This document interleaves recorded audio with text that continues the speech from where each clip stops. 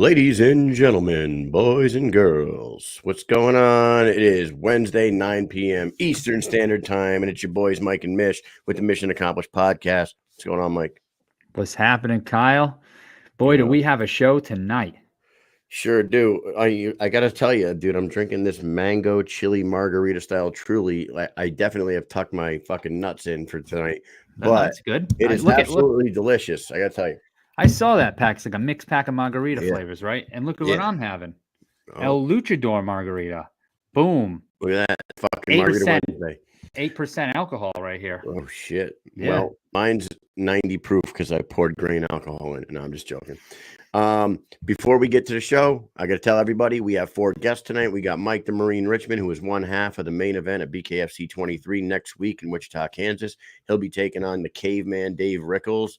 2 Bellator greats going to be clashing in the main event in Wichita. Can't wait. We'll be there live. Then we're going to follow him up with Stevo Morris, who'll be making his second trip to the BKFC Squared Circle at that same event.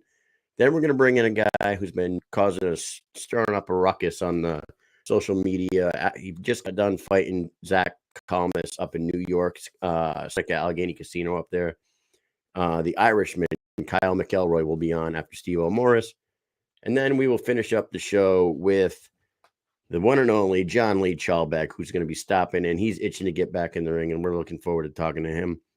And before we bring Mike the Marine on real quick, Killfoot shirts are back, guys. The Killfoot Clothing, veteran-owned, veteran-ran company. They are making us a new batch of shirts. They're going to be a little darker gray than this. Going to be fucking badass. I should get them in like the next week or two. I won't have them in time for Wichita, which makes me sad. But either way, Killfoot shirts are back. They're the best shirts in the fucking world. I don't know if we gave one to Mike yet, but we'll get one to him.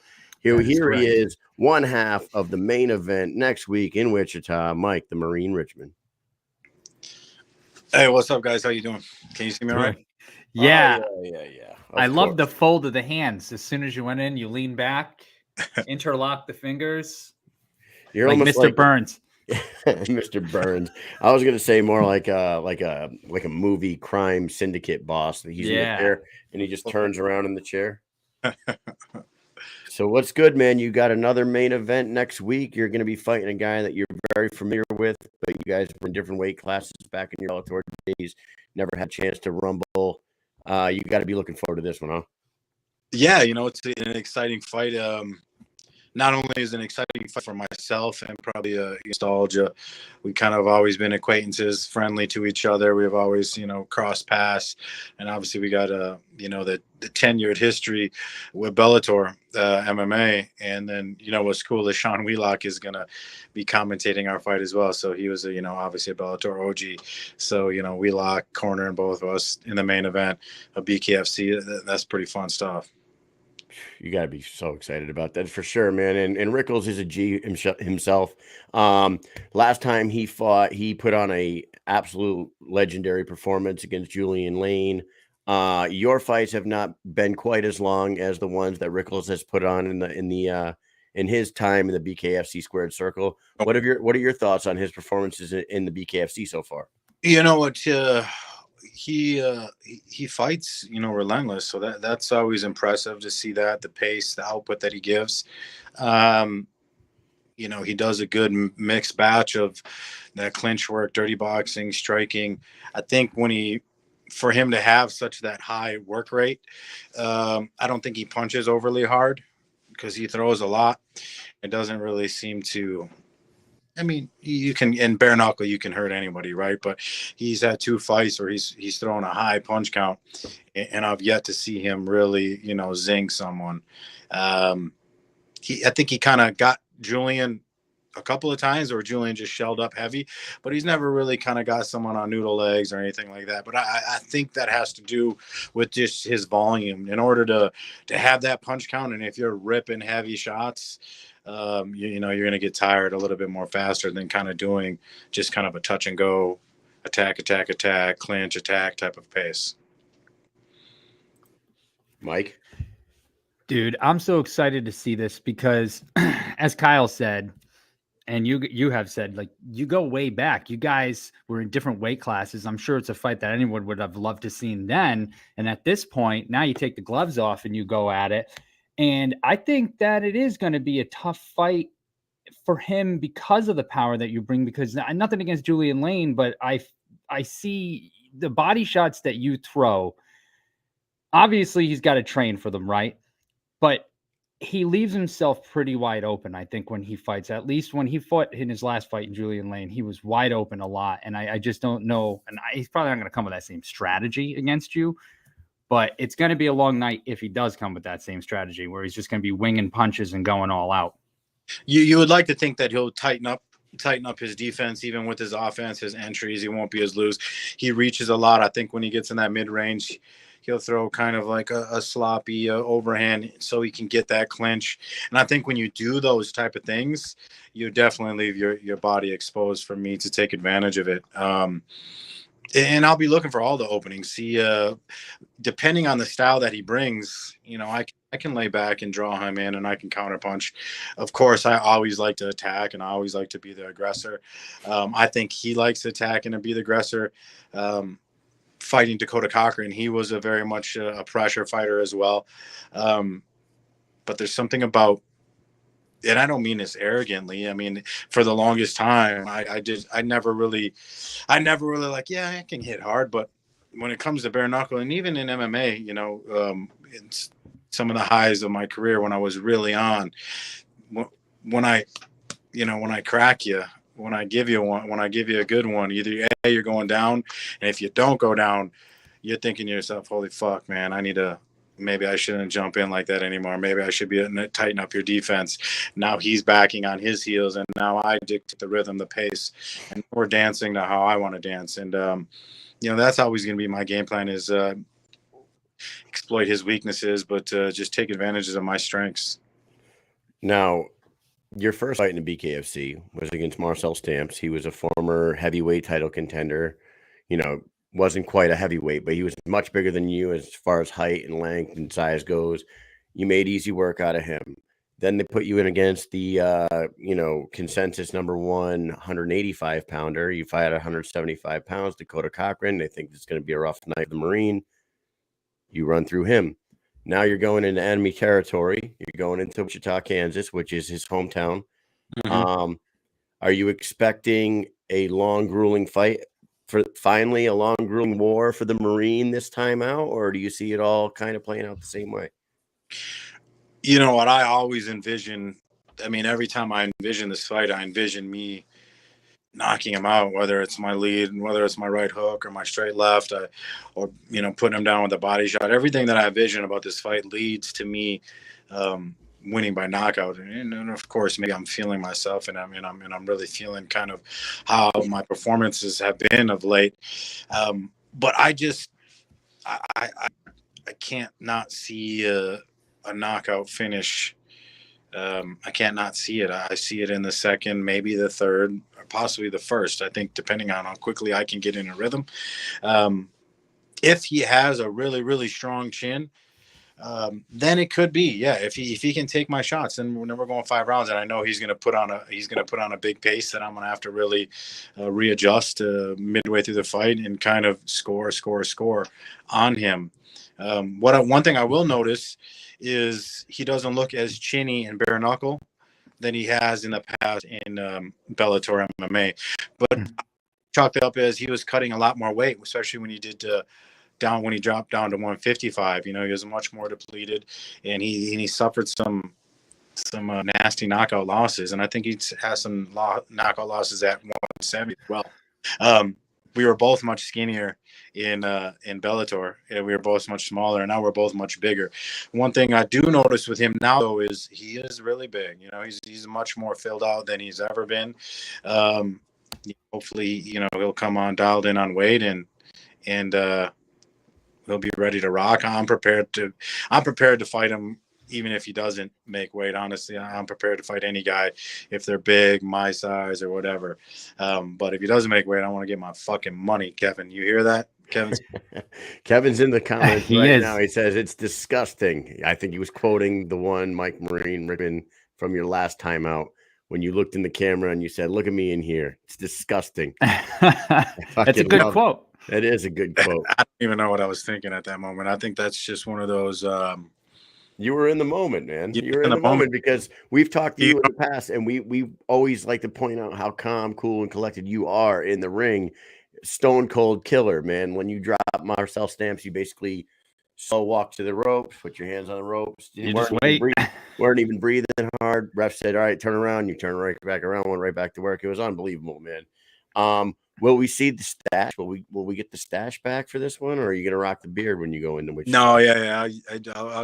I'll rock the stash again. It's kind of like it was a shave down the beard and then leave the stash. I got to give me some mustache wax. I can't find one that I used to. I don't have to go try to buy some last second. But yeah, I will be rocking the mustache again. It's kind of like my signature now with bare knuckles. So I'll be rocking that again. Well, talking about making money and rocking the stash, you could start your own OnlyFans page with that thing, I think. You'd have a lot of subscribers tuning in to see. How did that come about? Your OnlyFans sponsorship? Yeah, that's a good question. Who really linked it up for me is I got to give him props. Let me turn this radio down so you're not hearing people talk. His name's Jay Cohen. He was a long time. He's still a producer for Bellator MMA. So I knew him all back in the Bellator days, and then he still produces stuff for Showtime and whatnot. And then he produces some shows for BKFC. And he ended up hitting me up, and he knew some of the people, and he's made some connections with them, and he's the one that brought it to my attention. And it's a pretty cool deal. I got a great, nice signing bonus, and then they're sponsoring me for the fight, so that's additional pay. And then I got a 6-month agreement with them. And but people they're not getting away from explicit content. Yes. I don't think everyone's thinking I'm going to be whipping my dick out. No, you're whipping the mustache. You're giving mustache rides live on the air. Mustache rides all night long. They're really starting to bring on influencers, fighters, fitness people. Like they're trying to make it a non. They're still keeping the explicit side for sure, but they're bringing in like non-explicit type of content. So for me, it's just going to be, behind the scenes stuff, Q&A stuff, behind the scenes at the gym, behind the scenes, daily life, personal life, whatever, just other ways that fans can connect with you in that manner. So it's a pretty cool thing. It's a pretty cool deal. And whenever I post about, being sponsored by OnlyFans, everyone obviously thinks, they think that you're going to be doing baking tutorials on how to bake a cake. Yeah. Oh, you know what, dude? You don't even have to do anything on OnlyFans anymore. I watched a girl that was on Instagram. Somebody asked her how she got her McLaren, and she was like sitting in the driver's seat of a McLaren. The dude's like, "Dude, that's a badass car. How do you get it?" She's like, "I have an OnlyFans. I sell my toenails and my bathwater." It's like, what? What? I believe there's a lot of dudes with a lot of like expendable cash, man. That's for sure. No, that's fucking awesome, Mike. We look forward to seeing you out there. We're gonna do a March Madness bracket with you because you are kind of like a bare knuckle king right now. By the way, after this fight, ladies and gentlemen, the winner of this one is next for a title, right? Thiago Alves or whoever shall be holding that at the time. That's what they say. We'll see. I'm gonna just say this. Oh, it better in be. My opinion. It cannot be Mike Perry. I know Mike Perry's huge name. I know Mike Perry's a huge draw. Mike Perry's got one win. The winner of this one is going to be, far beyond Mike Perry in the bare knuckle realm. Let him fight Francisco Ricci. Let him fight him, get his $2,000 that he owes him from his car, and let the winner of this one get their title shot. I think that's perfect. I agree. I mean, I definitely agree. Hopefully that will be the case. I think there's a small cynical version of me, cynical side of me that's thinking that they're going to still book the Thiago Perry fight, and then I'll have to wait a little bit longer, and then I'll fight the winner of that, assuming that they stay true to the winner of Rickels and I fights for the title. But man, I've been in this combat sports game long enough to realize that it's never really truly going to happen until you sign the contract and you're walking out for that fight. So we'll see. Big Ben says you sleep Perry in 1 round if you were to fight him. I think, matchup wise, I match up very well with Perry. Man, exciting. You got a lot of exciting fights around you in that weight class now. It's unreal, man. We can't wait to see it. We're going to play a little thing called Bare Knuckle March Madness. Bare Knuckle fighting movies. You're going to decide which one's the best bare knuckle fighting movie ever. First round. Here we go. These are hard, dude. These are very hard, by the way. Fight Club versus Bloodsport. Bloodsport, for sure. Oh my God. Wasn't even a hesitation. I Whoa. thought that would have been a tough one, Mike. Holy shit. I like it, but fucking goddamn Bloodsport's a classic. All right. Snatch versus Gladiator. Ooh, I fucking liked Gladiator a lot because of the bare knuckle at the end. I would have to go with Gladiator. All right, then you crown it. Bloodsport versus Gladiator, greatest bare knuckle fighting movie of all time. Oh man, I thought you guys were gonna bust out Lionheart. I'm disappointed. Fucking Jean-Claude Van Damme's Lionheart's not in there. Not in there. I'll let that slide. Disappointed in myself. Right. We had to do top 4 to keep it moving instead of because we were doing 8, but we were like we got to do this a little faster today, so we only got to do 4. I fucking love that movie. Gladiator versus Bloodsport. Yeah, it's there. It is. The Marine crowns Bloodsport the greatest bare knuckle fighting movie of all time. He is fighting BKFC 23 main event, Dave Rickels, Wichita, Kansas, April 9th. 8th. We're going to be there, and I keep forgetting what the date is. But we'll give you a chance, say a few last words, and let you get back to work. No, man, I just hope everyone tunes in. I hope everyone tunes in on the BK TV app. I believe the app, you can order it on there as well. Rick's Cabaret Minneapolis will be showing it. Rick's Cabaret Pittsburgh, Rick's Cabaret Fort Worth. I think Rick's Cabaret DFW location will be showing it. All the Bombshells restaurants in Texas and down south, they'll be showing it as well. So go to your local Bombshells. And I'm excited about this. I know this fight's coming with extra media, extra sponsorships. So, a lot of extra pressure that comes with these next levels that you take to get up to the title. And, I'm ready. I'm ready to showcase my skills again against a very tough opponent. And I'm looking to go out there and be fucking disgusting. So that's the plan, guys. So thanks for having me on again. All right, brother. You have a good night, and we'll see you next week. All right. Later, man. Later, Mike. Mike the Marine Richman, my friends. That guy is a cool customer who takes lives with his hands, and it's fucking awesome. Can't wait to see that one. That is sure to be a banger. I'm sure he's got a referral code in his Instagram bio. He didn't say that or not, but yeah, I didn't see it there. I didn't see it. I was looking. All right, for well, it. Go to the Marine Richman at the Marine Richman on Instagram. Follow him. Follow him, Mike the Marine Richman on Facebook as well. Our next fighter will also be going to Wichita, Kansas to fight in BKFC 23's squared circle, but he will be making his second trip to the ring, looking to make his name in the 145-pound division shine and become one of the up-and-comers in that division. His name is Stevo Morris. Here he is. What's up, Stevo? What's going on? There he is. There he is, man. You guys can hear me? Yeah, we can. Okay, just making sure. Stevo, last time we talked to you, you were on your way to your debut. You went out, you performed beautifully, you got the win. How has things been for you since getting your first win in the BKFC squared circle? And how you doing, my friend? Everything I thought it would be. It helped me get ready for this one more. It helped me get ready, so I got to see things that I didn't see before. So, a huge learning experience, pretty much.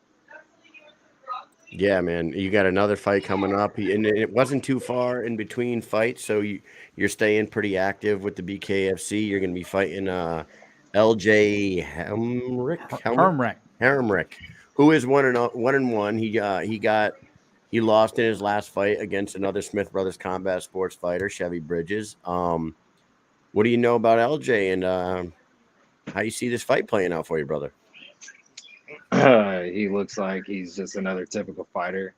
And if he got knocked out by Chevy, I'm way bigger, way stronger, and I think a lot more technical than Chevy, so it's going to be a lot quicker. Dude, the last fight, I have to bring it back for 1 second because we went by it quick. I got to bring this picture up because I loved it so much. Your weigh-in was fantastic. When did you come up with the idea for this? I didn't get any credit for that. It was actually my wrestling coach. It was his idea, Coach Mahmood. That was Dude. it was his idea. As soon as we saw my opponent and we saw that he had the stash, he was talking about it all the way up until weigh-ins. And then he finally, we're at the weigh-ins and he's looking at me and he's like, so if I go get the stash, are you going to put it on? I was like, yeah, you go buy the stash right now. I'll put it on. No, it was fantastic, man. You had it down to the all the way to the shorts and the socks and everything, man. It was like exact. It was like an exact match to Gonzalez. It was pretty freaking hilarious. Then you went out there and you did your thing, man. The 145-pound division is kind of wide open. You win this one, you go to 2-0. Chevy Bridges in the comments just said challenge accepted. I know you guys are both represented by Smith Brothers, but he took your bigger and stronger comment to heart, and now he wants to fight you, which is okay in the fight game. Fighters fight, right? Is that what we do? Be careful what you ask for. Oh man, so as far as you had a lot of MMA fights in your past. Mm-hmm. Then you went out there and you got the W in the debut. Tell us a little bit about the difference between would you have 16, 17 amateur MMA fights, and then you went ahead and took a pro bare knuckle fight. The difference between the two sports, what you love about one opposed to the other, and the preparation. What's the difference in the preparation between the two? Well, I still love MMA. I would still compete in MMA, but bare knuckle I like that way better. I just feel at home there, and I don't have to worry about when I start punching somebody up and them taking me to the ground because it's bare knuckle boxing. And I'm a boxer at heart. That's always gonna be my favorite sport. Boxer at heart. Who brought you into BKFC? Like, how did you make it in there? I've known about BKFC since the beginning, since they started back when I was still doing MMA. When I was doing MMA, I didn't really take MMA as seriously as I should. BK, I've been taken very seriously since day one, since the day I've heard about it. Now, were you a tryout guy or did you try out? Yeah, which tryout did you go to? The Fort Lauderdale one. Fort Lauderdale. Yeah. And you're represented by Kevin Smith and the Smith Brothers, Combat Sports guys. They got a lot of awesome fighters over there. They got yourself and now Ryan O'Reilly and Chevy Bridges and John Lee Chalbeck. It's like a stout lineup of fighters. He keeps you guys busy, right? Oh yeah, pretty elite squad. I love it, man. So later in this show, we have a guy coming on by the name of John Lee Chalbeck. What do you think about stepping in the ring with that guy? He's going to be looking for a fight. I think he's looking for a fight now. You've got a fight very soon. I don't know. I honestly don't know who that is. You don't? I've never heard the name. I'm going to tell you right now, he is a Smith Brothers fighter, and he is a 145-pounder. He's a fucking technical wizard in the ring as far as is he fighting pugilist. He's a pugilist, dude. He's a straight up pure boxer that has been able to translate the pure boxing over into bare knuckle nicely without getting overwhelmed with all the dirty boxing and the clinch work that comes with bare knuckle. He's one of those guys that, a lot of pure boxers have come over to the sport and like gotten surprised by what they're actually walking themselves into. Take Paulie Malignaggi, Derek Finley, Paulie Malignaggi, a few of these guys that had a real nice boxing pedigree, but they came in and chop Corley. Yeah, all the boxers I've seen, they got right. They got John Lee Chalbeck is a different type. He's come in and his game, it just translates so nicely to bare knuckle. And he actually, and I'm not afraid to say the word, he got robbed in his last fight against Adam Pellerano. I feel like he won 4 out of 5 rounds, but it was in Biloxi. Pellerano's from Biloxi, and they fucking gave him the decision. But either way, talk to Kevin. Kevin represents him too. Maybe down the road. I know whoever's in the 145 class, I'm willing to fight with the Smith brothers or not, whatever gets me to the championship, that's what I'm looking for. Yeah, man. All right. And after this one, have you canvassed the division? Have you looked at some of these guys? And are there any fights out there? I'm not telling you to look past LJ. You got a fight in front of you. You got to go out there and you got to do your thing. But are there any other fights out there in the 145-pound division that interest you? The only other name that I could really stands out to me, and I know it'd be an exciting fight, but I know I could still win it, would be that I believe he's fighting coming up. His name's Howard Davis. Oh, Howard Davis is Yeah. a beast. Yeah, he's fighting on April 21st in Fort Lauderdale. He will be fighting down there. Yeah, I believe that'd be a great matchup. What is it about Howard that interests you? Just his size and stature and everything, and he's a sharp boxer, obviously. But what is it about him that interests you? I just feel like I'm a lot stronger, and he tires out after the first couple of rounds, and I can go all 5 plus some. So there you go, man. It seems like Kevin kind of. I just realized that you, Chevy, and John Lee Chalbeck are all 145ers, right? All represented by the same guy. So he's going to be pitting his Busy guys. guy. He's going to be busy putting his own guys against each other real soon, Kev. Good luck with that one. Yeah, man, it's exciting to see you back in there again. Are you gonna have anybody out there with you supporting you? Any family, any friends out there? they believe they only bought us 1 corner pass, so just 1 corner with me, and I believe 1 sponsor and 1 brother might come out, but other than that, there's just going to be just a handful of us. Just a handful of you, man. Well, I gotta be honest with you. It'll be the first time I've ever been to Wichita myself, and I don't know what there is Same to do here. out there anyway. But Don't sound too exciting. it don't sound too excited for Stevo. I went to Kansas for work before, and I was like, "Oh shit, I'm going to Kansas." Like the only thing I know about Kansas is like the Wizard of Oz, I think. Yeah, And I went to a place called Manhattan, Kansas, which is kind of near Fort Riley, and I never knew there was another Manhattan in the United States until I went there. And I'll tell you what, I had some fun. There was a college over there that had a bunch of bars and restaurants and stuff. It's actually pretty good. I was surprised. I thought I was gonna hate it. I was like, this is gonna suck so bad this trip, and it was actually not bad. So I'm waiting to be surprised. I live in Florida now, so it takes a lot to impress me. Oh yeah, dude, you got everything down there. Oh yeah, I love it every day. Ian Olson says it's the Little Apple, Mike. Yeah. The Little Apple, Manhattan, Kansas. We're gonna do a quick fun game with you real quick. It's March Madness, dude. I don't know if you watch basketball or not, and I don't know if you guys have been watching, but fucking March Madness. I haven't watched basketball in a long time, but I've been finding myself watching. I keep up with the NBA when I college, so yeah.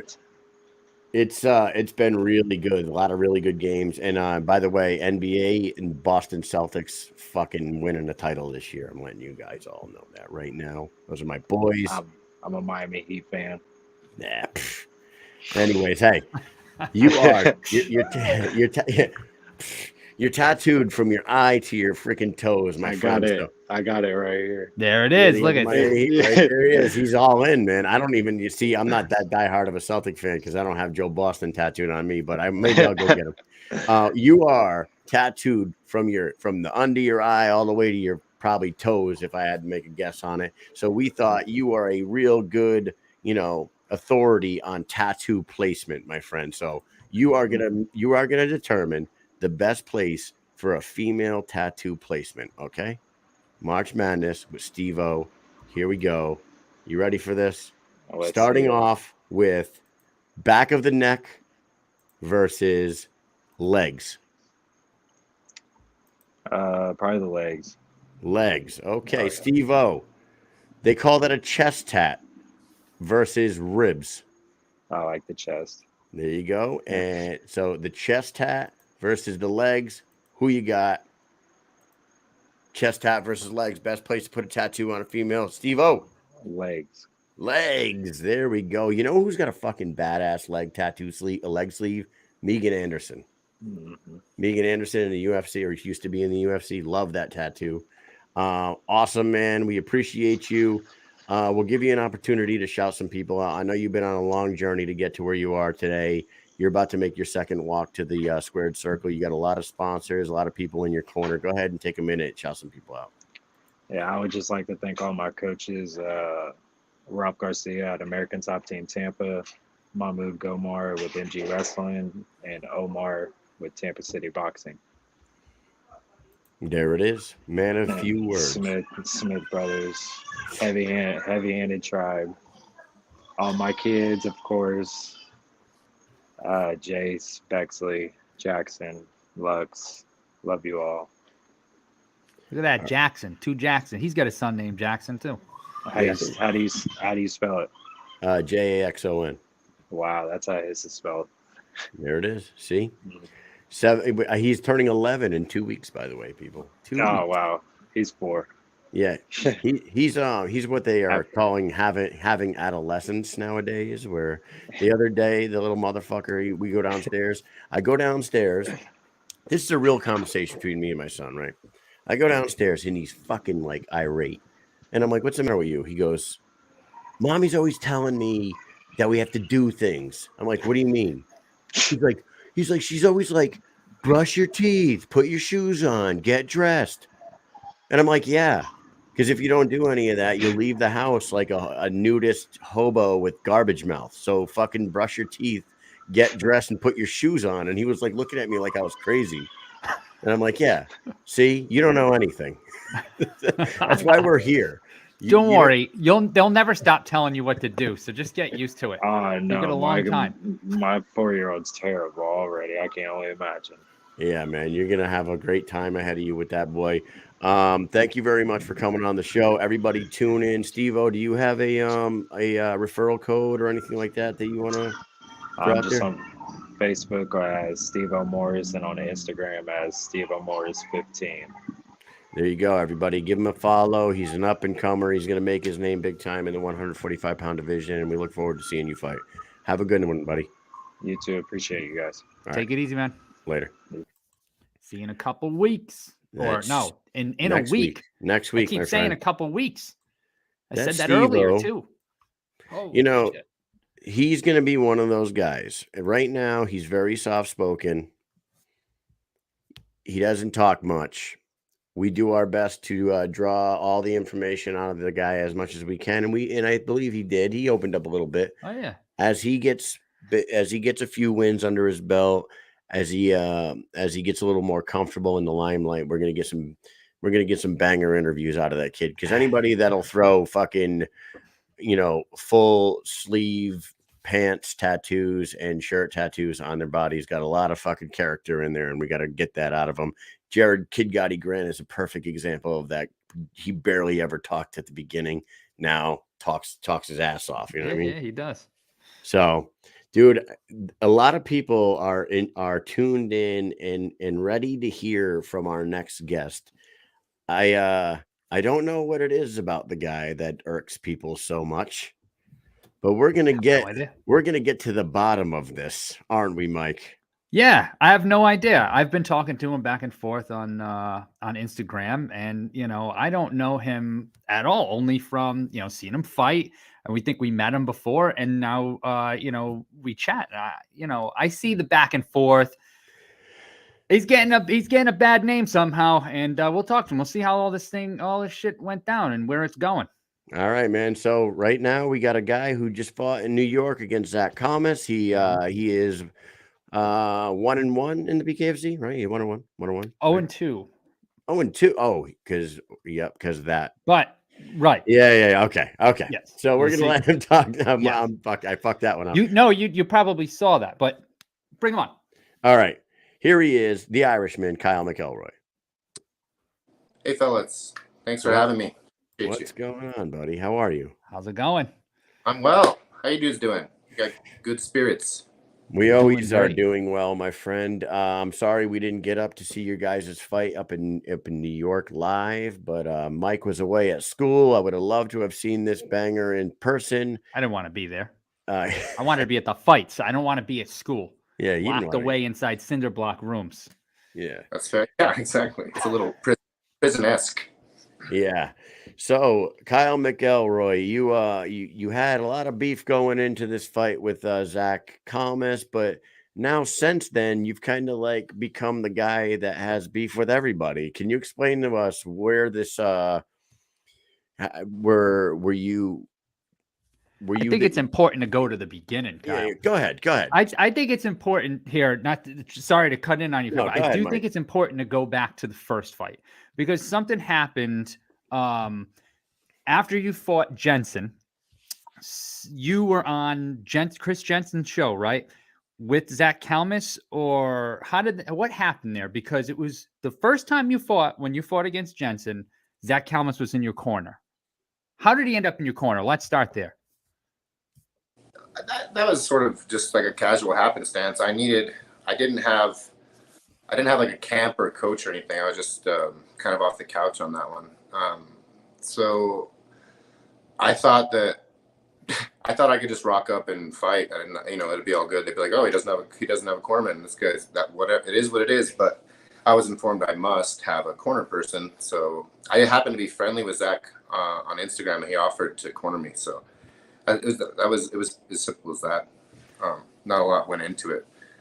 There were a lot of issues with him cornering me, but and that's kind of what stemmed like this beef we have, But it was more things afterwards that got funky. He was offered a fight with me. They were going to do a card in Albuquerque December 4th, and he turned it down. And he went on Jensen's show.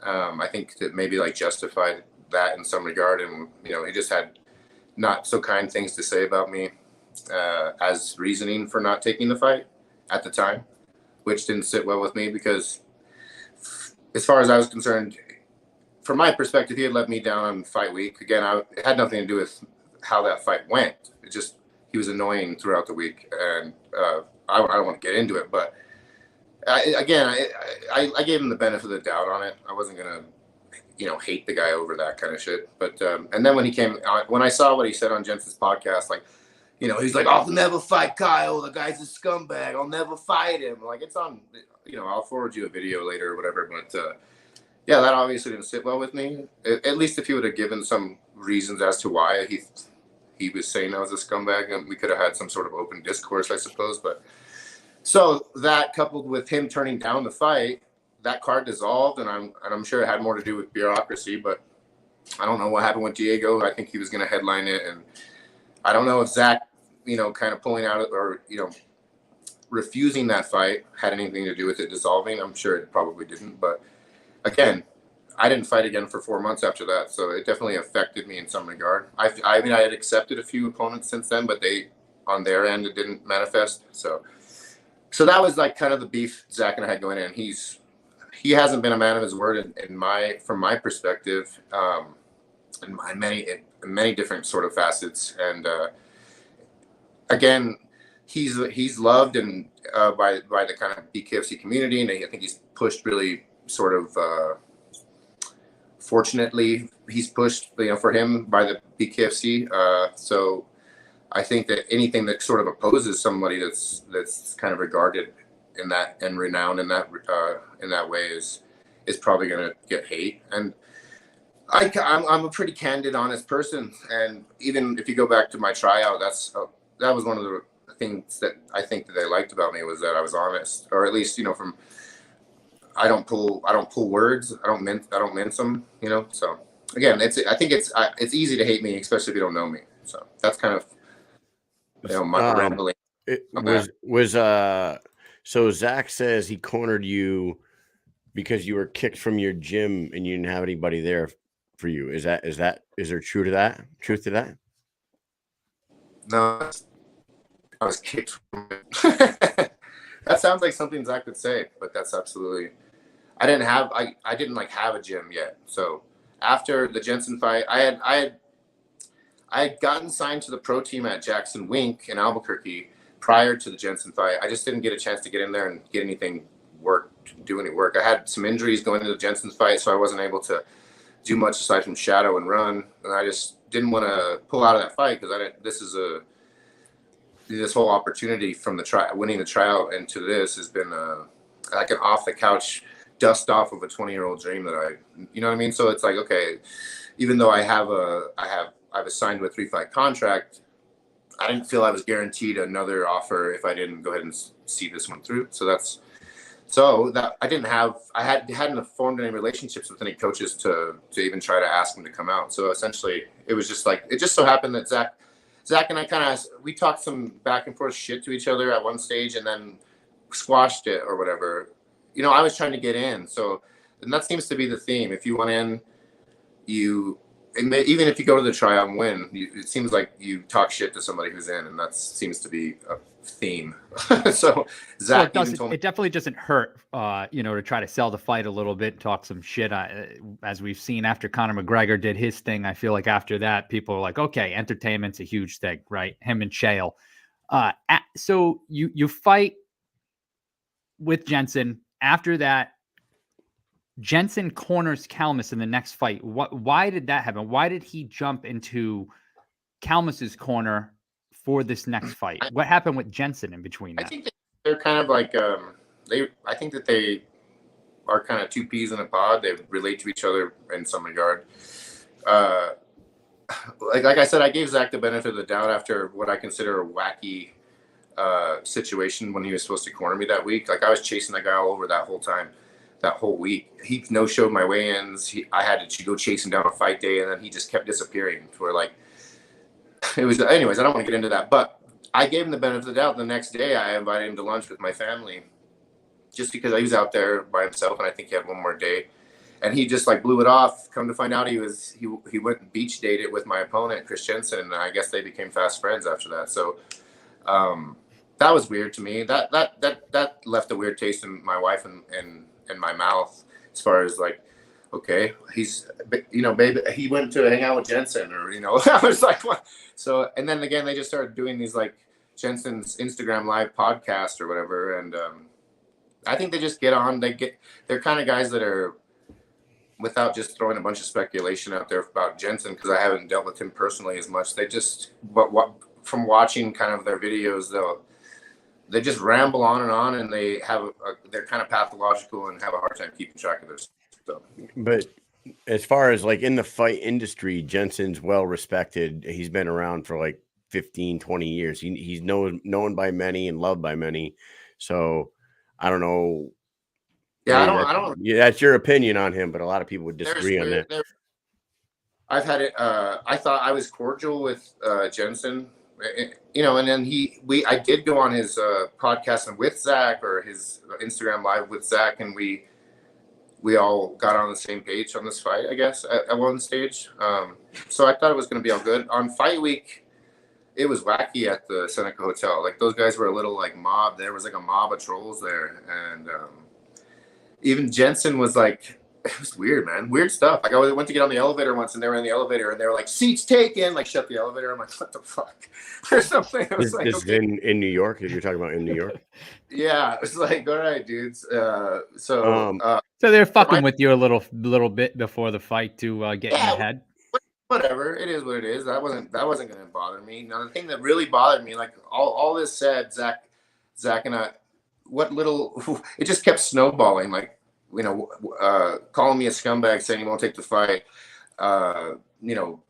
trolling me on fight week. But then I started getting phone calls, and not very many people have my phone number. Zach happened to have my phone number because he cornered me.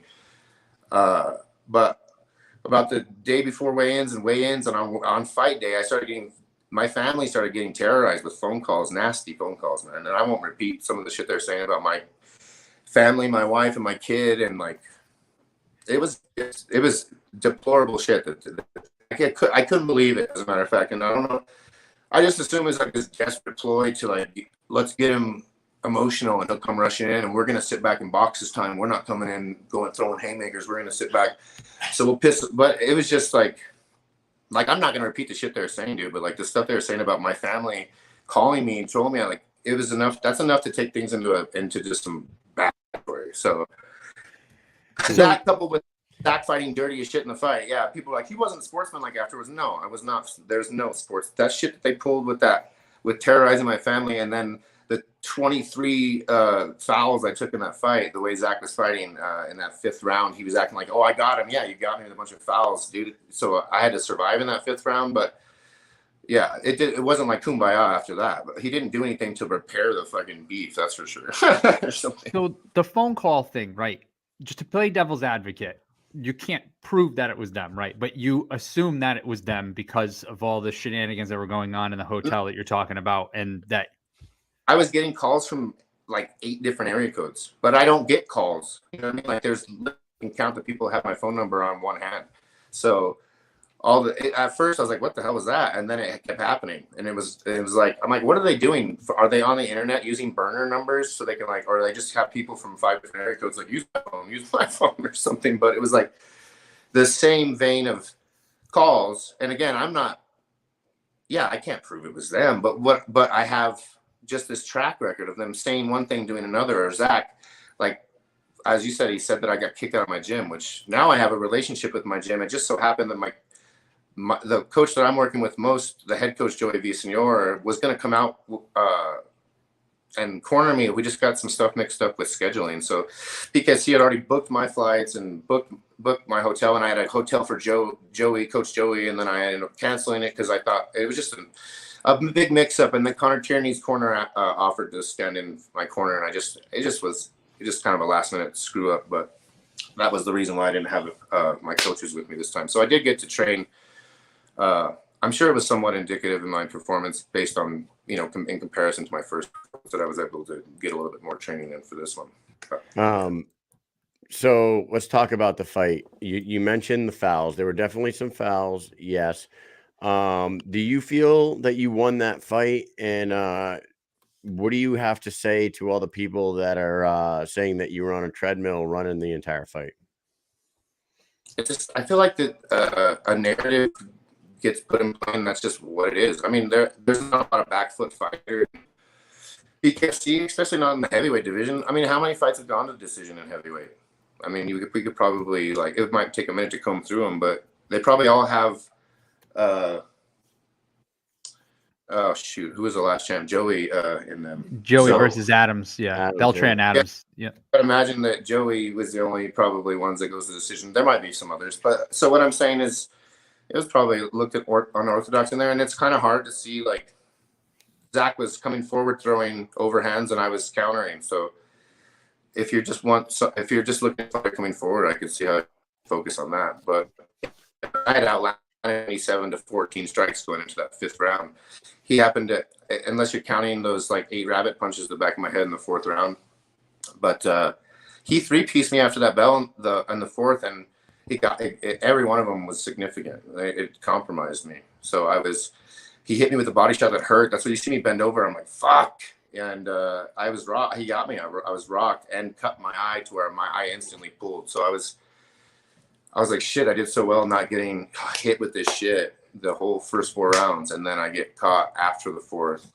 And then with the 5th round, it was just absolutely, I think he only hit me with like something like 15 shots in the 5th, and I had like 7 or something like that. But at one point he fouled again coming off the break, and he got warned, and I got a bunch of rabbit punches in that one too. But I got cut again in that exchange, and both my eyes were pulled. So, I never fought with both my eyes full of blood before. I didn't want to tell him that I couldn't. Obviously, you don't say you can't see. So I knew I was going in with one eye to that 5th round. It was very like Bisping, fucking Anderson Silva, dude. It was very strange. So I was like, I didn't expect to get to the decision. I knew full well that I'd never been knocked out. He's got a lot of fights, and he's had some, like, the ref stepped in and because he was getting flurried on, but he's had like 30 fights and the dude's good. So I wasn't under some, you say, yeah, I'm gonna knock you the fuck out, but I wasn't delusional in thinking that I was gonna for sure get a quick knockout. But cardio that I was able to put together for this fight, I wouldn't have expected me to be able to do 5 rounds. So once we got the 4th round, I felt the round was my best. I think I outlined like 29-3 round, and then the 4th round was a little bit. I mean, the 2nd round and the 4th round were probably the least active, but I felt good going to that 5th. I felt like, halfway through that 4th, I was like, all right, maybe I can turn it on a little bit in the 5th and kind of come forward with those flurries a little bit more. But we saw what happened. That didn't quite pan out. So. Right. I rewatched the fight a couple times, and I watched it, like I was focused on it because the first time I watched the fight, I was down, at the school. I was with a bunch of guys that had never seen it before. So we were doing a lot of talking and stuff like that. And to be honest with you, when the fight was over, I wasn't completely sure whose hand was going to get raised. But however, the last round, for sure, I knew that he won that last round. And as you just spoke about it, after I went through it, I thought that because of the fouls that in the third round, possibly they could have taken a point from Zach. It would have been tied, but I did have him winning a round because of, moving backwards and stuff in the third round. I think I wrote a note here that he was pretty aggressive most of the time. And I think that plus, like you said, you were cut up, which one of those cuts did happen after the bell. You did hit him after the bell in the first round, I think, but it didn't result in a cut. He had the cut before the round was over. Me, and I've slowed it down. You can find it on my page, but I know Zach hits late. I've seen his sparring footage. That's kind of when he catches his sparring partner. Which who the fuck's trying to catch their sparring partners? But anyways, I digress. I knew he was going to throw, and my back was almost up against those dividers, and I was up against the ropes, and I knew he was throwing. He throws a right hand. I'm just faster than him, so I can literally wait till he throws and hit him. And I knew he was throwing he throws his right hand, and I just hit him with the jab. And then he hits it, he gets hit, and then he goes to throw a left, so I hit him with the right. And that Mergliotta obviously just saw me throwing and pushes me. But I'm like, dude, I just had to protect myself. I wasn't in a position to get out of the way. So since Mergliotta got pissed at me, I knew he was coming after me late again in the fucking fourth round. That's why I just turned and had my arm, and I fucked up because I should have fucking swung at him, but I wasn't really in a position to. And I knew that if I had swung late this time, even though I'm just trying to defend myself, that they're probably going to take a point off of me, the way that the vibe I was getting off Mergliotta. Were you surprised that they didn't take a point from Zach? Absolutely, especially once he, it's like, I don't know. I don't want to get into how I feel about Mergliotta, but he got after he threw all the rabbit punches in the clinch in the fifth, and then off the break he three-pieced me again. Mergliotta finally got mad at him. I don't know. He definitely did. Mergliotta definitely got mad at him for sure. I'd like to see those scorecards because I've caught wind that they took a point off me somewhere. Is what I'm hearing. So one of the judges had it 49-46. I don't know what that judge was definitely smoke cries. It was definitely closer, a lot closer than that. A lot of people but down in that. A lot of people think I went down in that third round when there was a slip. He stepped on my foot and pushed me, and I fell, and I was all, fuck no, it's a slip. Right back at it. There was no count, but some people were I think that one of the other fighters' coaches I think they gave him a knockdown for that. I'm like, what the fuck ever. They definitely shouldn't have if they did, because it was ruled a slip. So let's now, after the fight, we see him on camera. I know he was trying to come to you and shake your hand. Obviously, this too, and you were super upset. A lot of people have been giving you a lot of shit about that too, about the unsportsmanlike and this and that. Now, listen, I get it. You were pissed off, this and that. We just heard you talk about, what happened before the fight, which a lot of people didn't know whether it's true or not. We can't prove who was on the phone and all that stuff, but in your mind, that's where your head was at. What do you think, and what do you have to say about what happened after the fight? And then after, off the camera, did anything happen? Did you guys squash any beef? I mean, it doesn't look that way, but let us know. No, I was pissed off. I knew that once the decision was taking a while, which is why, if it was unanimous, did it take so long? I was like, motherfucker, they're giving it to Zach. And then once I heard unanimous, I didn't think I'd win a decision over Zach, and I'm not trying to pick up any kind of discussions in the regard of judging, but we're in New York. Zach's beloved. He comes forward. I back foot fight. So I didn't expect, if it was close, I knew I wouldn't get it. I know a lot changed after those late shots in the fourth and then the fifth round, but and I don't know that people know this. When I'm in the corner arguing with Connor's, because they don't know me well, I gave them my game plan, but we ended up arguing a lot between rounds. I don't take a seat, and I just kind of pace, and I'm just arguing with them. I pull my mouthpiece out so I can articulate these arguments, and they're going, I'm fucking rocked. Now I gotta fight rocked. I'm trying to convey to them what's going on. without saying I can't see, because I know that if anyone hears me say I can't see, they already asked me if my hand's broken because it was like a balloon, and I'm like, shut the fuck up, because like they'll stop it. So, and then all of a sudden, who I've only met David Feldman one time, all of a sudden in my corner is David Feldman, and a lot of people were like, did he tell you to chill out? And I'm like, no, bro. He said, if you knock him out in this round, I'll give you $2,500. And I'm like, what the fuck? And there's somebody else with the camera on my face, and I'm arguing with. I was wondering what he said, because I saw him up on the ring, but I didn't know if he was telling you like, just relax. We saw what happened, or what he was doing.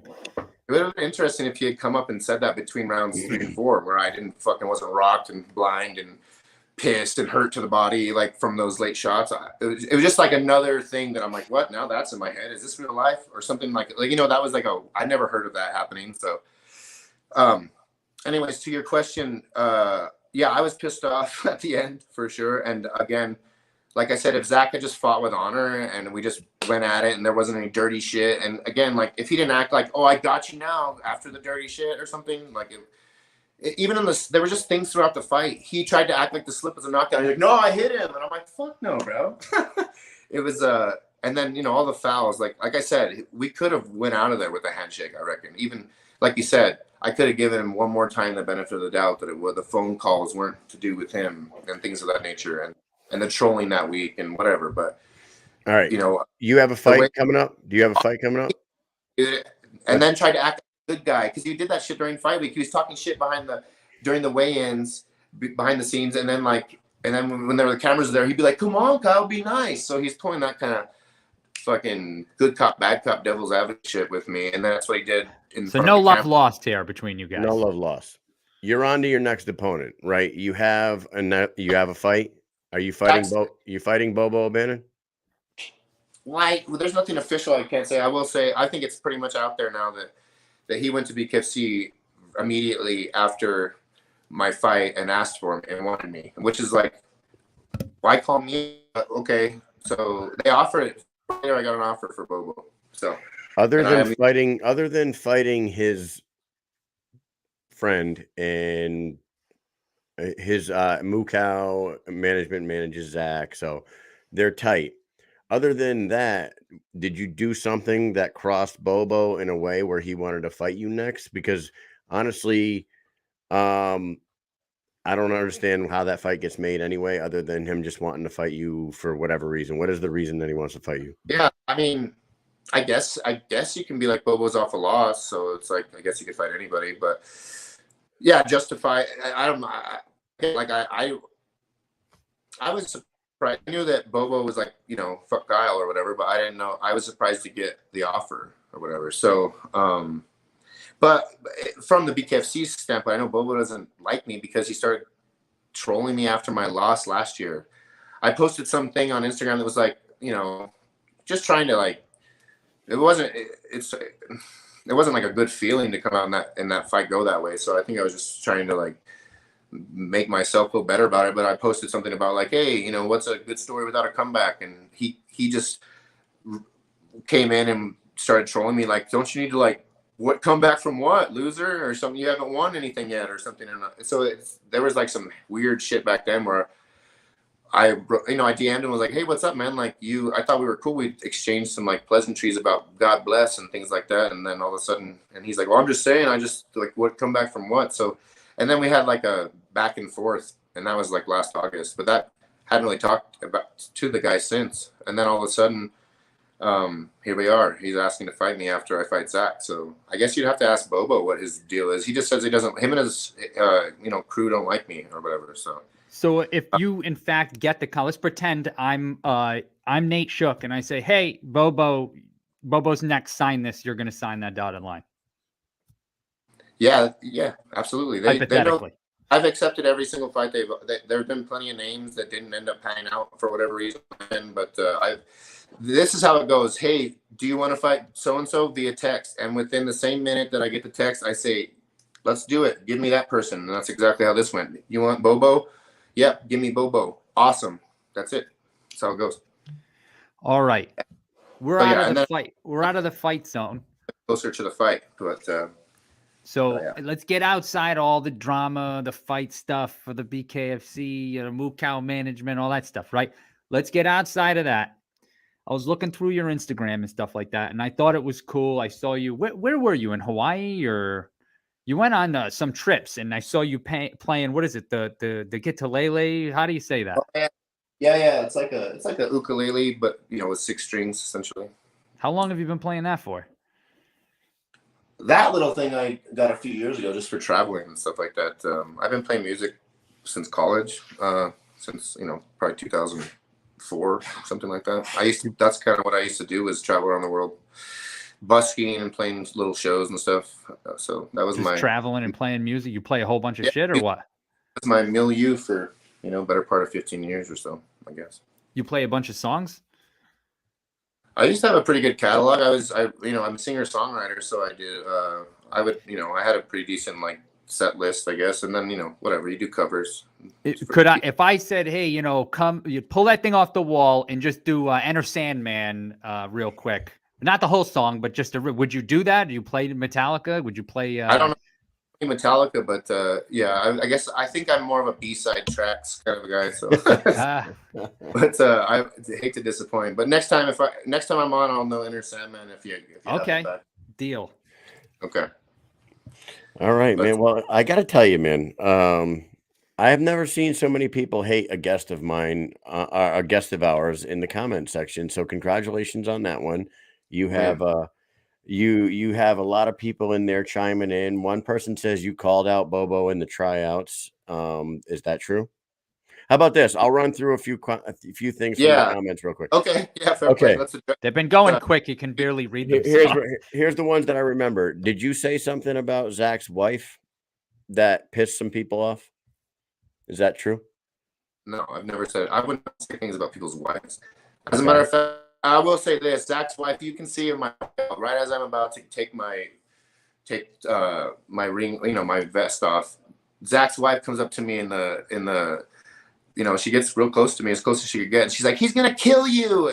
I didn't even say anything to her. I blew a kiss to some people bullying me when I first walked out, but I'm not even gonna say something to someone's wife who said that their husband's or their partner's gonna kill me. So no, I wouldn't say anything about Zach's wife. Zach and I got into a dust up when I stepped foot into the hotel, but it had nothing to do with his partner. So he just happened to be the first face I saw when I walked in off a long haul flight, and he didn't have nice things to say, neither did I. So anyways, okay. I would never say anything about Zach's partner. As a matter of fact, and I've held her. I held Zach's partner in high regard. And, I didn't like some of the ways I was treated by obviously what I just said, but I can understand that she's just supporting her guy, so it's all good. No, I have nothing against Zach's partner. Did you call out Bobo O'Bannon at the BKFC tryouts?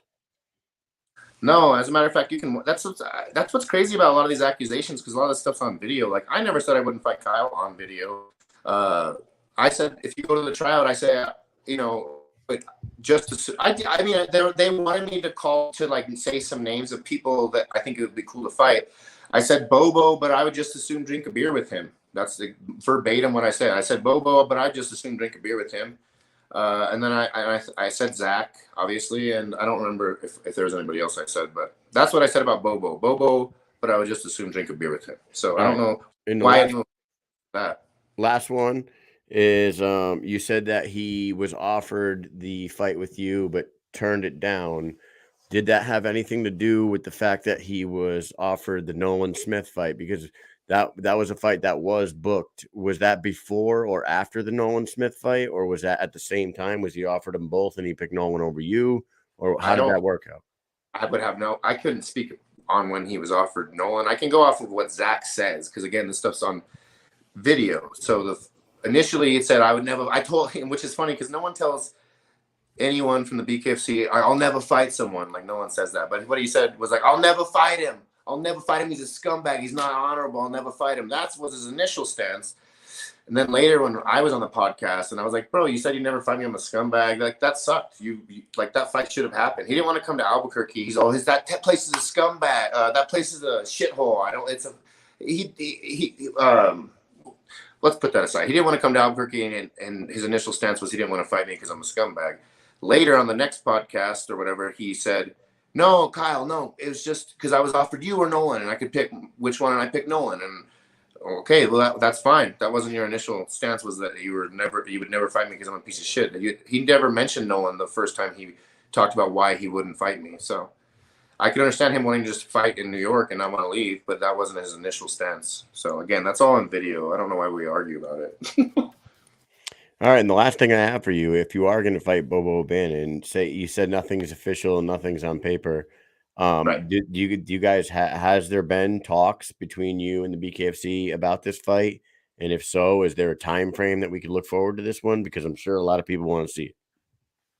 Well, again, like we're not, it's hard to figure out what you're meant to divulge in these situations. I think things have come out that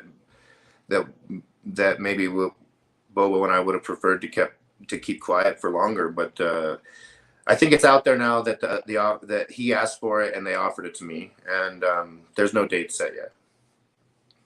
All right, man. I just got out of a 5-rounder, and I have a 60-day suspension from Seneca for medical. So if we can get that cleared sooner, maybe sooner. I mean, my hands are a little tender, but I'm already hitting mitts again and stuff. So yeah, I came out of that, even with the fouls and the shit like that, I came out of that fight relatively unscathed. So we'll just have to see when that makes sense for them. I don't know if it's like, okay, but like you said, why would they make this fight? Maybe this time Bobo's like, give me one. Can you do one for me? Because I've done all these for you. Maybe give me someone. Maybe he's like, can I do a call out or something? So I have no idea. All right. Well, that's all I got. Mike, what do you got for him? No, look, I know it was a lot. We gave you some extra time because we know that there's all this stuff going on. We don't know anything of the behind the scenes, like we said before. We don't know why people, we read everything in the comments. We're on Facebook. We watch all the fights. We know the fighters, right? We see what's going on, but we haven't personally talked to you or talked to Zach or Bobo about any of this stuff. So to get your side and hear it. And of course, everyone knows who watches this show that at some time in the future, we'll probably have Bobo on and Zach, and they'll tell their piece and all that stuff. And everybody can get, their side in. And if anybody has any rebuttals, they rebuttal. That's what we're here for. We're here to meet the fighters, learn the behind the scenes stuff. We're not here to choose sides, but we're here to tell the story, and let the fighters tell their story. I appreciate that. Yeah, that was one of the reasons I was happy to come on. You all seem diplomatic in your approach, and I can appreciate that. Again, I don't know Bobo, even though and I don't know. I know Zach from how I've had to deal with him behind the scenes a little bit, and in my experience, he hasn't been a man of his word in various ways. But again, I don't know him, and I'm not going to come out and say that the guy's a scumbag. And I especially wouldn't say that about Bobo. I don't know him very well. So, yeah, I know they're beloved by a small subculture of the BKFC fan base. And, again, I'm not going to try to shit all over their heroes. They're both tough guys. I didn't expect a quick knockout over Zach. And, he people say he doesn't hit hard. I knew he was going to hit hard. He hits hard. Bobo hits hard.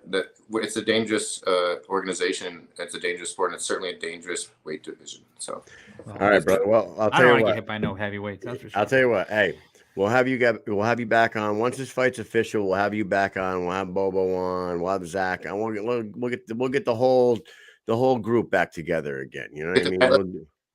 Kumbaya. I'll fucking play Kumbaya. I'll there we go. Kumbaya. On your what's it called? A guitar-lele? Guitar-lele?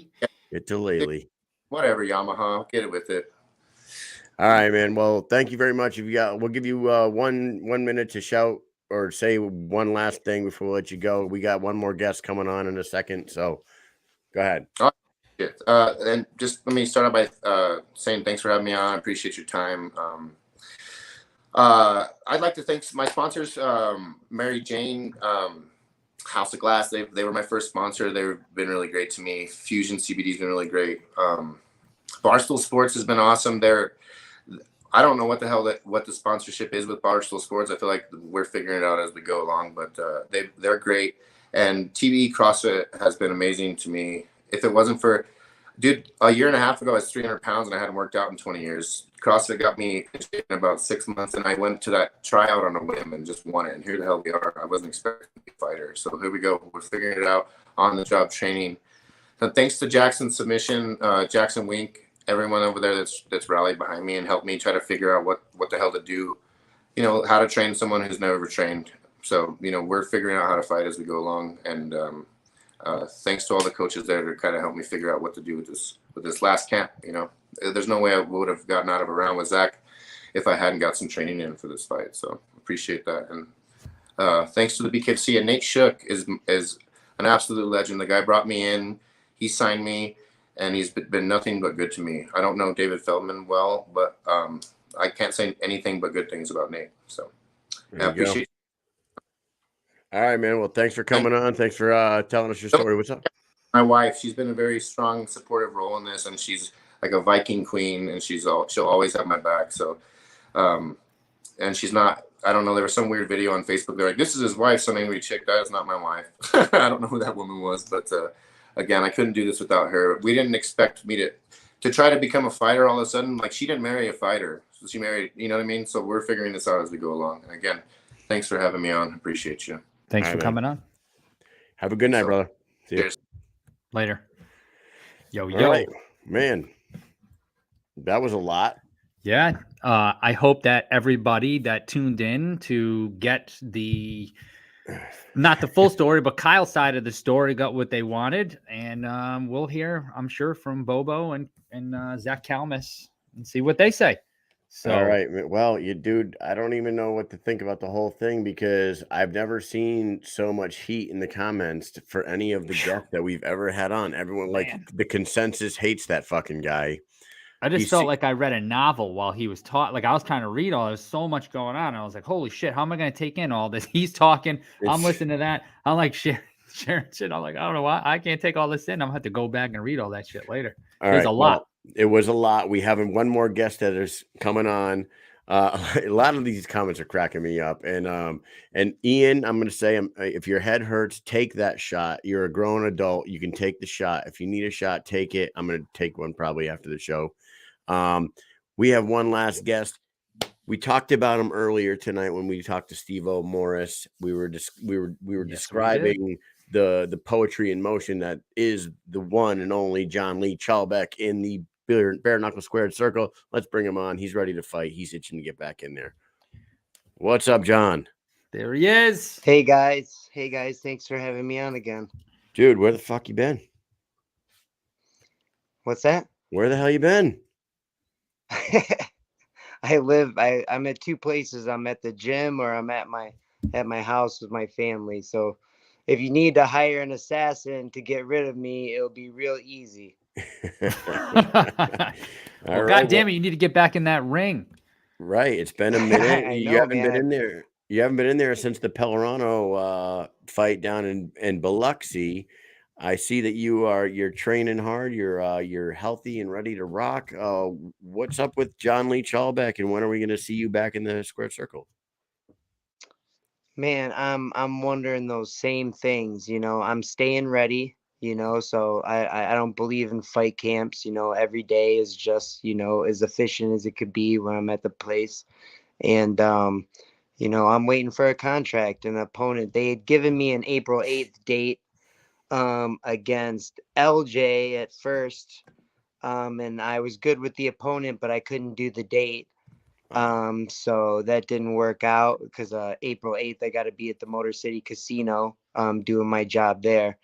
So that's one thing that I can't really ever do, is not do my part at the casino for a BKFC fight that may or may not happen. You know what I mean? So I was like, I'm good with the opponent.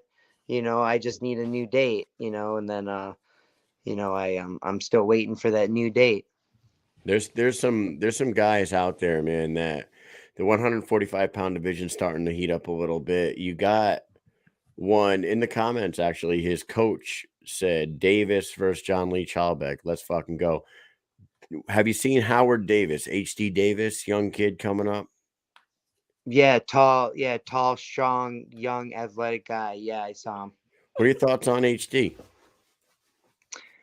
I think like usual, I'd have to, get on the inside and make it a really rough fight for him, where I usually am, when I'm fighting tall guys. So, it'd be business as usual for me, trying to get on the inside and make it tough, and that's where I like to be. So, So unfortunately, in the BKFC fights, I really haven't been able to showcase my inside fighting because against Greg Bono, I fought more fluid on the outside and was having a good time just boxing him. And then the second fight, Pumpkinhead Polarano was trying to hold on to me for dear life, and I even, said to the ref, hey, ref, I don't usually ever talk to the ref, but, I did say, ref, are you going to let him keep holding me like that? And the ref goes, man, you got to knock that off. That's all he said. He goes, you got to knock that off. So it wasn't even an official warning or anything. So he was letting him get away with holding on to me for dear life. If no one holds me, you'll really get to see my specialty. So that's where I'll truly shine. And that's where the BKFC fans will really get to see something exciting because they'll get to see someone who specializes on the inside. And, I don't think anyone's really seen that yet. I have a fight in mind, and we'll say Zentar's in the comments. I think a lot of people will like this. He said he's going to summons Nate Shook, which I hope he does, because I'm going to say this. They just announced a July 9th in London card. There's a 145-pounder boxer named Tyler Goodjohn that they want to put on that card. Would they be able to get a John Lee Chalbeck to go across the pond? Would you be interested? Would you be interested in something like that? I'll go. I'll escort you there. I'll escort you there. Can you guys imagine a bare knuckle boxing fucking display between Tyler Goodjohn and John Lee Chalbeck in fucking London at the Alexander Palace or whatever that is? Come on, right? That sounds pretty amazing and crazy considering, I'm going to be 40 and I haven't flown since I was 18. And I'll go with you. Just take a Xanax, man. No, Dave Feldman's riding in the plane with me to London if I'm fighting Tyler Goodjohn. I'm telling you, as a fan of the sport, and we all see you and your skill and your boxing pedigree in the ring, and Tyler Goodjohn's well known for his boxing. Oh my God, dude, that would be a throwdown. It would be fucking amazing. Yeah, I would love that fight. That was like one of the original fights I wanted, coming over, trying to get into BKFC. And, that's a fight that I wanted because, actually, believe it or not, Tyler probably thinks I'm a hater, but watching some of his fights over in London is what sparked a lot of my interest into bare knuckles. So, you could say he kind of inspired me to get into it, but I still believe 100% I'll smack him around the ring, all over respectfully. You know what I mean? Like, I think he's a funny guy. Do you mean haha funny or? Yeah, like I'm a fucking clown. Yeah, what are you, a clown? Am I here to amuse you? Yeah, man. Like he's here to amuse me by thinking he could, outbox me.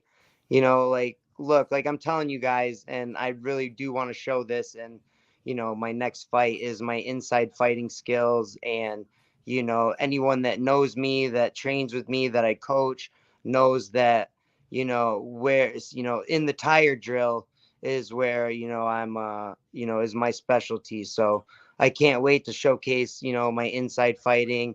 And, and I guess when you fight a fight like that, the only question mark is if your face holds up, Are any other guys on your radar? I basically threw Tyler Goodjohn at you right there, but you're ready to come back. You want to come back. They offered you LJ for April 8th. You couldn't make that one for other prior engagements, but is there someone in mind? Another fight at 155, maybe something like that?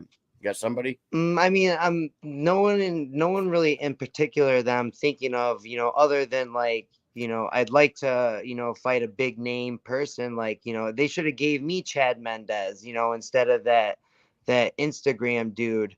You know what I mean? Like, I would have gave him more stitches than Palerano. You know what I mean? Like, for real. Like, that would have made BKFC look good if they would have gave me a Chad Mendez, and then he's bragging about $600,000 or whatever. He's a fucking wrestler. Like, I'll box his fucking head right off, and then maybe I could get like $100,000 or something and change my life. Like that.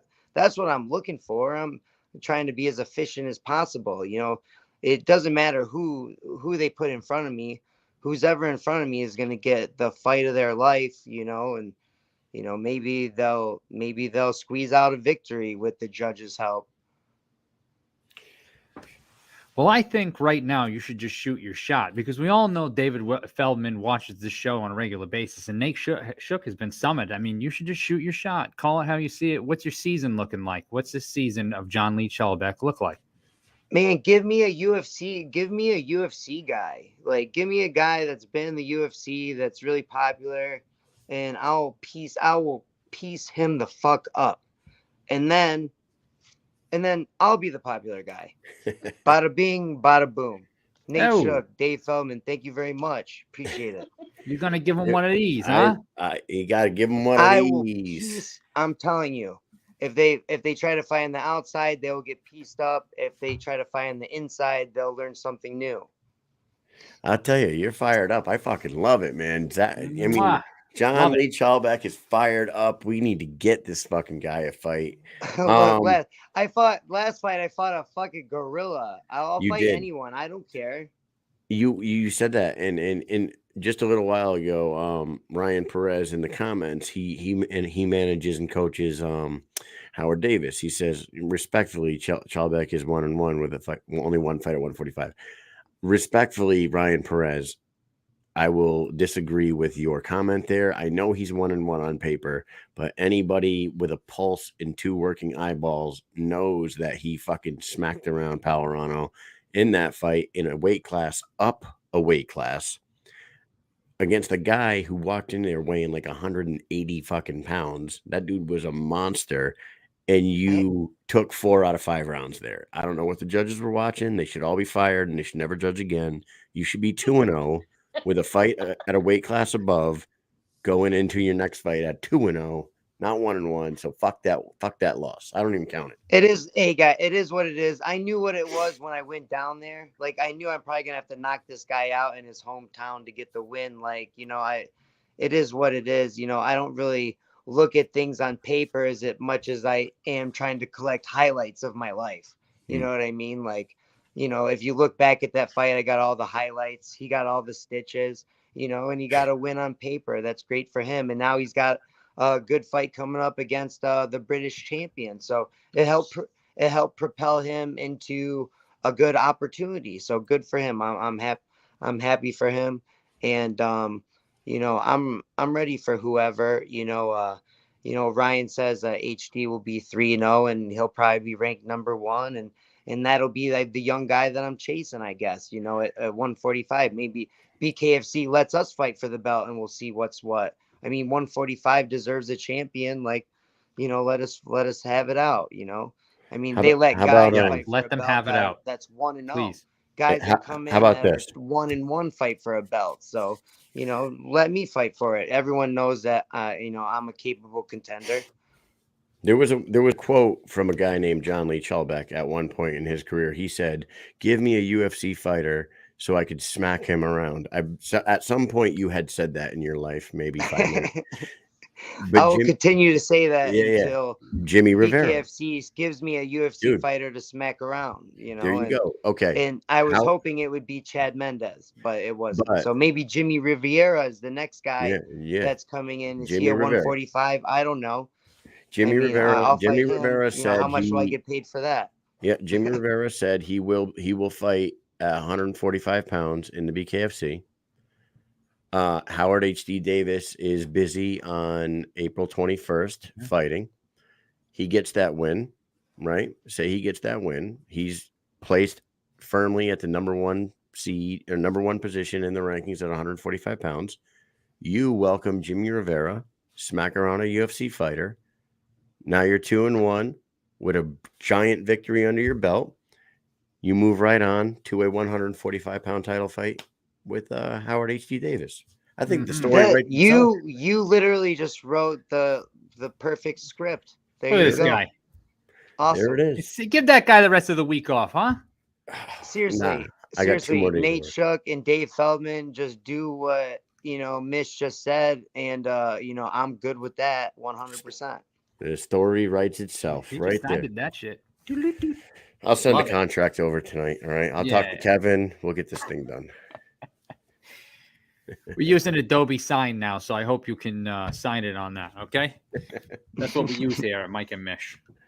Nah, man, it's good Look, to talk. I want the tough fights. I want the fights that I'm gonna get cut in, and I'm gonna have the pictures with the blood all over my face. I've never had a picture with blood all over my face. Like, I barely got cut last fight, so I was kind of disappointed. After going through all that, and it was supposed to be this close fight. I barely got a scratch. So I was kind of disappointed. In that. I want the picture where my face is covered in blood and I could be like, rah, that would be cool. I don't have that yet. Jeez, I guess maybe I shouldn't move my head so much and avoid punches. Yeah, stop that. Don't stop anything that you're doing, man. You're doing it all right. You're doing it all right. You just ran into we didn't do Student Out of the Week this week, but we'll dial back in the time machine right now to judges that evening in the John Lee Chalbeck versus Adam Pellerano fight.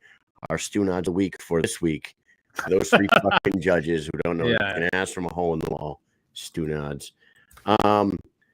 We love having you on, man. You seem fired up. You are ready to get back in there. We wanted to ask you one thing. One thing is, it is March Madness. We're doing brackets. Who better to determine the best boxing This will be the movie? second bracket we've done with you.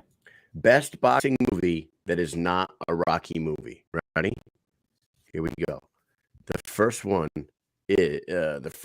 up, Cinderella Man versus Raging Bull. Who you got? Raging Bull. Not even a thought. Not even a thought. Not even a thought. Because Okay, Jake LaMotta is one of my favorite boxers of all time, and so it's not even close. Not even close. All right, and that's gonna move on to take on the winner of The Fighter versus $1 Million Baby. The Fighter, because Mickey Ward is also one of my favorite boxers, so you got to go with that. So there you go. Then you need to determine the greatest boxing movie that is not called Rocky between The Fighter versus Raging Bull. Who do we got?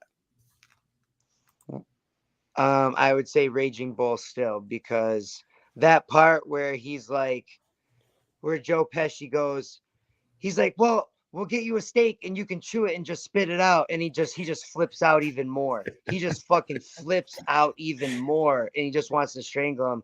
He's like, he just starts throwing shit, and it's like anyone that's been cutting weight, that's starving, that's hungry, that's still having to train, has gone through that. And to see Robert De Niro play Jake LaMotta in that part, it just seemed like so real. And when he was like, we'll let you chew on it and spit it out, like, Yeah. that was so fucking funny to me. That's one of the greatest, most subtle parts in any boxing movie, in my opinion. But if you would have asked me real quick, I was just gonna say the boxing movie Gladiator, where they bare knuckle fight at the end, the Cuba Gooding Jr. movie. We talked about that earlier tonight. I'm still actually. trying to headbutt somebody's jab like that, and hurt their hand. That's always on my goal list, but I haven't done that either. Tony yet, Loco so. Soto. Yeah, Brian Dennehy says you got to break his hand with your forehead. Just step. Yep. Dude, you know what? Mike said that, and I know I've told this story before, but Tony, Tony Soto? Yeah. Oh, by the way, dude, thanks for bringing up Tony Soto. He was on our show like last week.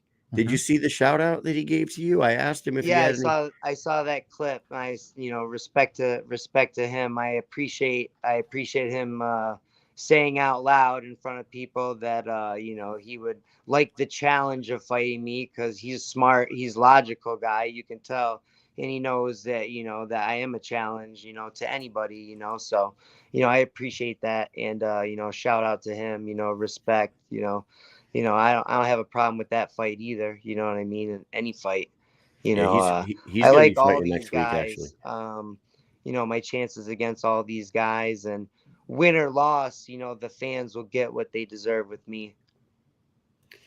Love it, man. Well, that crazy psychopath, Tony Soto, we were down in a bar in Birmingham, and he's like, I like to block the jab with my forehead. I'm like, what the fuck do you mean?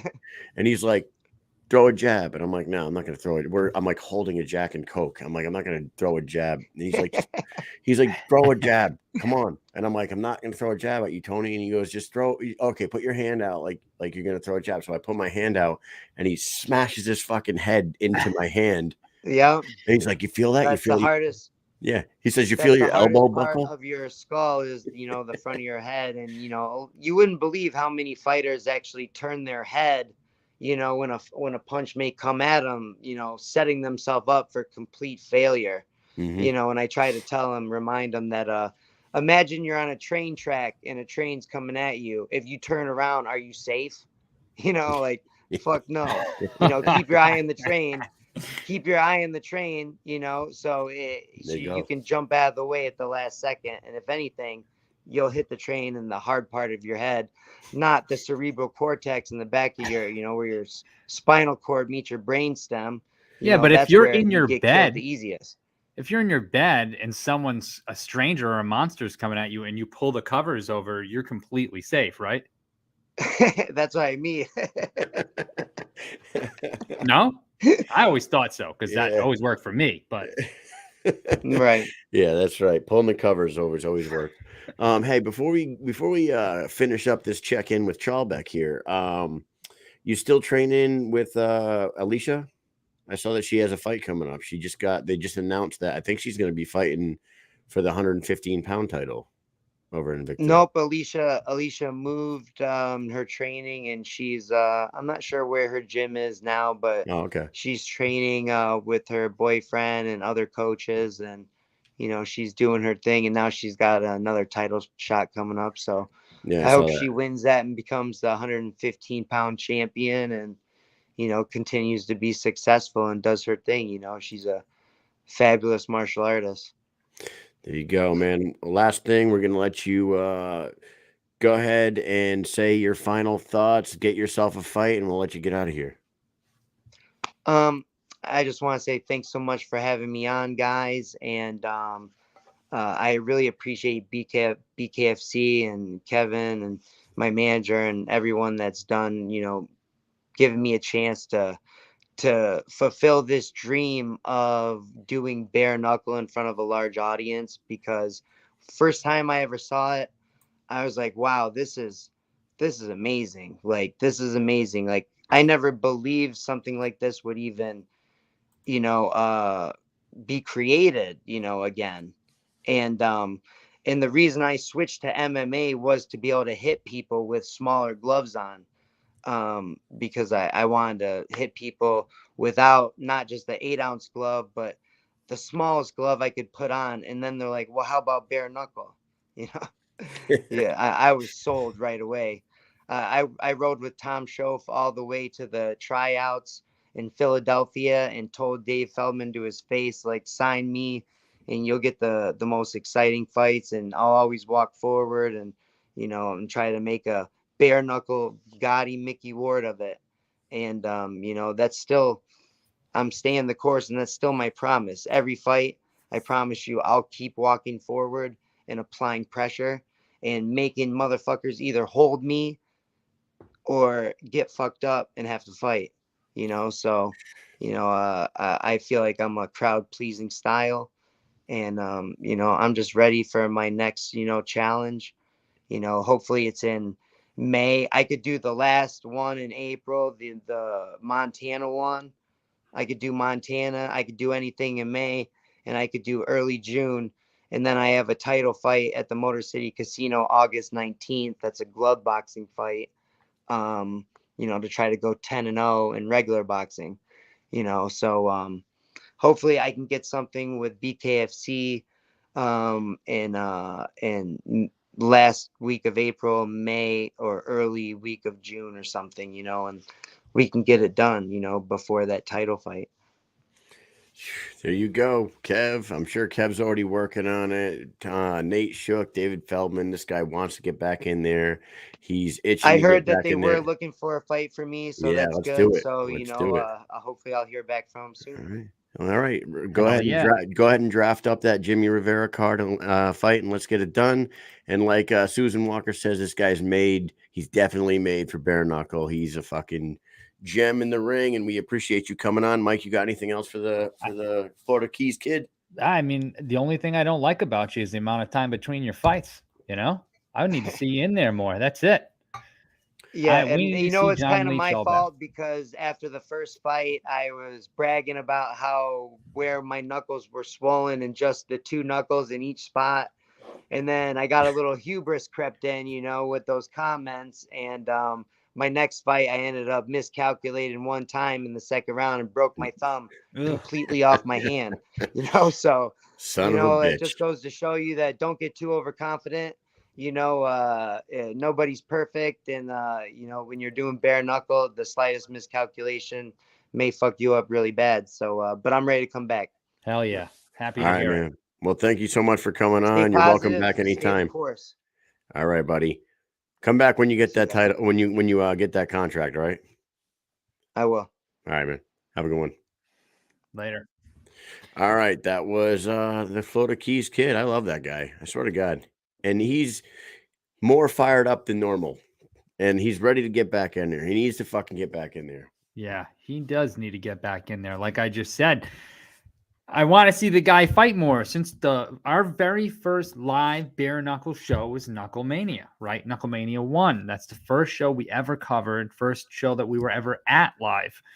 And we saw John Lee Chalbeck, and it was one of the highlights of our night.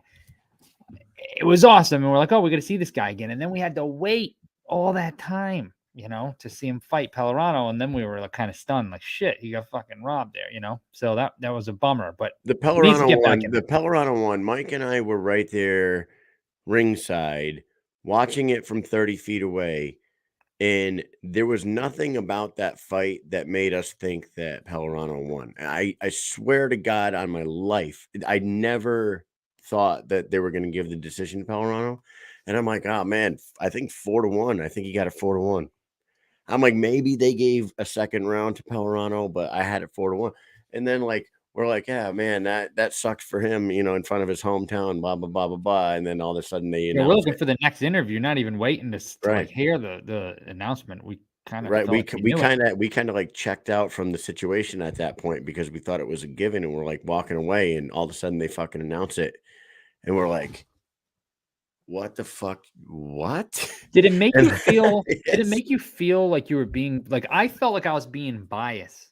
You know, like I was like, man, am I being biased? Because you know, from the first fight we saw him in, and we were like, you know, so we were very nice about it. You know, we didn't make it a secret that we were fans of his performance, you know. So I felt in my head like, oh man, am I being biased right now? Because maybe he lost. Like I was thinking in my head, they're like, oh, maybe I'm totally wrong. And then afterwards, we went back and watched it again. But we went back and watched the fight again on the app a few times, and like every time you watch it, you kind of scratch your head like, what were they giving him to give him rounds? I don't even understand. But anyways, and then the proof is in the pudding in the after effect of the fight. Like he said, he was cracking everybody up, calling him Pumpkinhead, but his head was like all fucking swole out and red.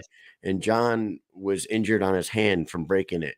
You know what I mean? It was just like, but anyway. Pellerano fought his ass off. We're not trying to hate on Pellerano. He did. No, he did. He did. Pellerano fought his ass off, but he lost. That's all there is to it. Dude, awesome show tonight. Good luck to Mike the Marine Richman, who's one half of the main event next week against Dave Rickels. That's going to be a fucking banger. 2 Bellator legends, OGs from the Bellator era.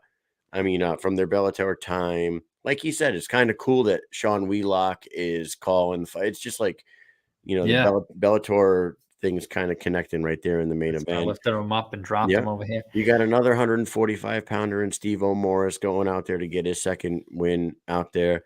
We got we had Kyle McElroy come on, who might be one of the most interesting people in the BKFC arena right now, because we don't, like we said, we don't know all the behind the scene truths about any of this shit. And like people are saying, he said something about his wife, and he's saying that he was saying something about his wife, and like this guy disrespect me here. And it's like he said, she said.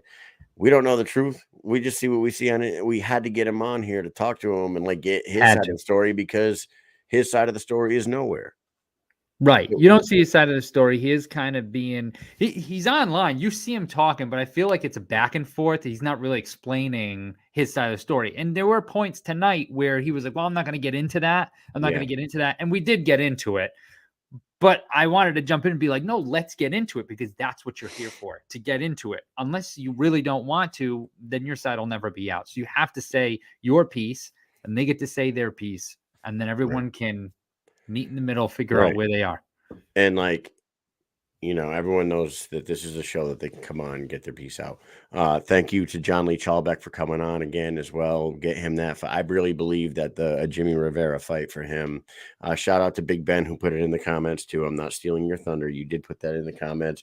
But shout out to everybody who else is always in there, man. Susan Walker, Joe Ivy, Ian Olson, Kevin Smith, Brian Socha's in there, Evan Zantar's in there, Tony Loco Soto's in there, Elvin fucking Brito's in there, the world champion. Like, we got a lot of people watching tonight. Thank you guys for tuning in. Did you say Chevy? Chevy Bridges is in there. Chevy's in there. I mean, there's Ryan Perez is in there. The whole community's in there. Yep. And DJ Tony, Monica, Megan, everybody, Brittany Carano's in there. Thank you guys for tuning in tonight. There will not be a show next week because Mike and I are traveling to Wichita on Wednesday morning. And I know someone's going to shoot me a message and ask me if we're doing a show tomorrow night. We are still, and I know we've said this the last 2 weeks in a row, Mike was at school. We are working on something. There will be a second show. It's going to be something different than what we do here on Wednesday nights, but I'm promising you it's going to be something different, and it's going to be worth the wait. No show tomorrow night. We will be doing some live, maybe do some live stuff, but we will be putting out content from Wichita, Kansas next week at BKFC 23. We get there on Wednesday. Look for the content. That's all I got. Mike, what do you got? Hey, man, I'm good. I had a great time tonight. I hope everybody enjoyed the show. We will see you next week. Peace. Peace.